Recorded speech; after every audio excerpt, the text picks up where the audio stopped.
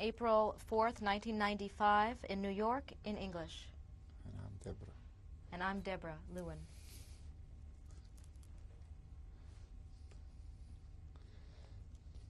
How long was it? No, you want to ask me, no? Remind us what date you arrived at Melk, Okay. and how long you were there. We got to Melk somewhere around early part or mid-June of 1944. And as I mentioned before, for 2 weeks we worked at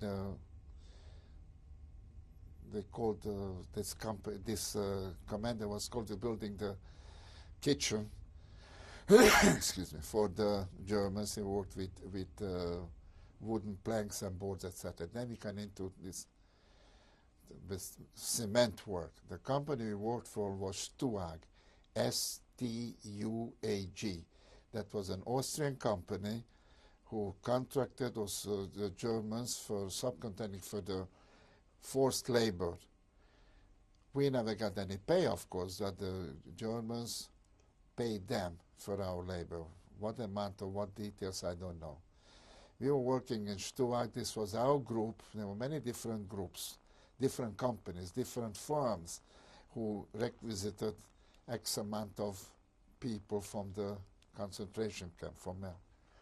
We were working in this thing, in this hillside, building the factories for the parts of the airplanes. We were there till about end of March or early April of 1945. Then we will march down. Melk is on the Donau, on the river, famous for the blue Donau, Strauss. We will march down to the river and put down barges. It was really subhuman condition. I think the sack of coal or whatever they delivered was better treatment than we. We were sitting there, not sleeping or lying down, just sitting there for 4 days, till we got to a certain part of southern Austria. We were driven off these barges and started the march. While we are on the barges, we were only allowed to come upstairs to walk around in a circle when they gave us a ration. So in order not to people come up twice for the ration. As we passed by this person where they gave us, back in the dungeon. Were you told where you were going? No, we were not told anything, just we're going. In fact, again, these Germans says, oh, what do you want? You're riding on a beautiful Donau, Danube. And we got here to a certain place where we were driven off, and then we started a march. 4 days. No stop. Morning, didn't have any food for either. In evening, we had a couple of those army little crackers-like things. Nothing in the morning. We covered 30 to 32 kilometers every day. Now, by this time, we were a bunch of bones and skin and bones put together. We made that too. Of course, many people died on the way, just fell down. And we were warned if anybody falls down, they're going to be shot dead. They were dead anyway, just fell down. Then some people were called to pile them up on a carriage which was all the way back. We got into this place called Ebensee. That's spelled E-B-E-N-S-E-E. Translation means by the sea. This is one of the most beautiful sections of Austria, called Salzkammergut section. Emperor Franz Joseph I had his summer home 5 kilometers from where we were, called Bad Ischl. Such a beautiful place it was. Here, again, the 24-hour fast. Then we put in, again, war commandos, and we went out to work. This was a much, much larger camp than ours. This had between 18 or 20,000 people. Do you remember the date of your arrival? The exact date, no. Exact date, no. Must have been somewhere early April, because they're about, or early to mid-April. I really don't remember the date. We were here about 3 weeks, I believe, till liberation. Was your brother with you? My brother was with me, yet. Then he worked in a much more difficult work in Stone Mountain had to dug that up and build in the same factory, but instead of sand, which is relatively easier, unless there's an avalanche, which happened a couple of times. Now, interesting, love in Melk, the sand mountains were given, the job to dug it out was given for Russian and Ukrainians. It seems they're much stronger physically and muscularly than we were.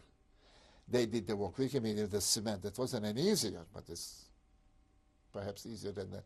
And that's how an avalanche just a couple of times happened. 30, 40, 60 of them died. I don't know if any Jewish people, probably was among them, but very few. Here, the stones were dynamited to break it. They couldn't dig it up. And we had to go in there and the same work, except stones instead of sand. In the meantime, I was separated from my brother. And he was in a different work group. Had you marched with him, too? While we were there, we got together. We marched together. Every night when we let us sleep for a couple of hours, we sat next to each other. And we even watched a couple of French people found some snails, pull it up and eat it, even without any dessert or any oil, whatever you put on it. They were eating it. We didn't have. We had little crackers. 3 days. First day we didn't get anything. We were really hungry.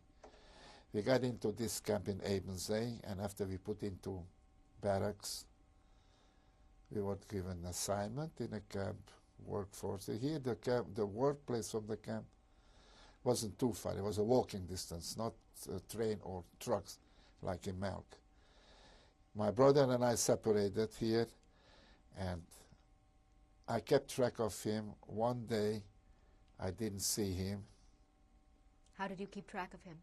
Well, going to his barrack, where is he? Is he out of work or where is he? I didn't see him for 2 days. Now, May 4th, Friday, all of a sudden stopped taking us to work. Saturday the 5th, nobody worked. And we even got black coffee with sugar in it or some kind of sweetener, first time in a year. May 6th, or May 5th, Saturday, a big notice comes out to everybody. Everybody go into the shafts, to the tunnels. Everybody go, we want to save you, we want to save you. Later on we found out they were all dynamited, they want to blow us up, all the 18,000 of us. But somehow they found out nobody went in there. May 6th, in the morning, you didn't see a German around. A little later, Who gave the order on May 5th? Loudspeaker. I never saw the guy. But loudspeaker. All the orders came to loudspeaker. And when you, who knew? It seems that some people knew. But this time, there were some elder Germans who tried to save their life, and they gave us little tidbits. This I found out later. They told somebody who somebody told somebody, make a long story short, no, we went into the tunnels. Before, while still in Melk, I would like to mention this, all of a sudden it became a little more informative, the situation.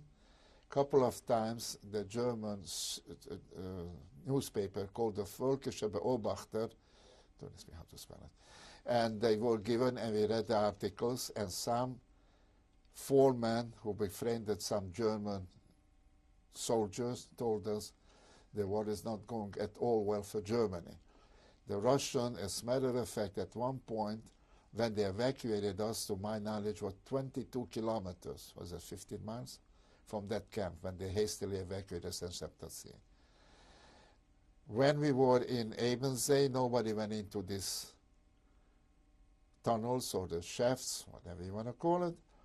And then May 6th, a Sunday, the Allied groups came in. A combination of the Canadian Army, the invasion group that were the French people under de Gaulle went over to England and formed their thing of Free France, and some American unit, I don't remember that.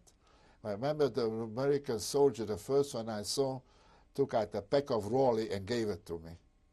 And the only one I ever heard of before was Chesterfield in Lucky Strikes. I didn't know what it is. But anyway, he meant to do, of course, something good. That day, afternoon, the Allies sent up field kitchens and they gave us food. And that's where one of the problems started. Being starved for 3 days, only with a little black coffee in your stomach, we started to eat. And if you came back, gave you more, and you ate more. And all of a sudden, we got diarrhea and dysentery and unbelievable sicknesses. The hospital was filled in within hours. I also was among them, and I was down to 35 kilograms. That was 77 pounds. And I was giving up hope. Oh, I always up something. While still at work, when the work stopped, that May 6th, Sunday afternoon, I went into my brother's barrack looking for him.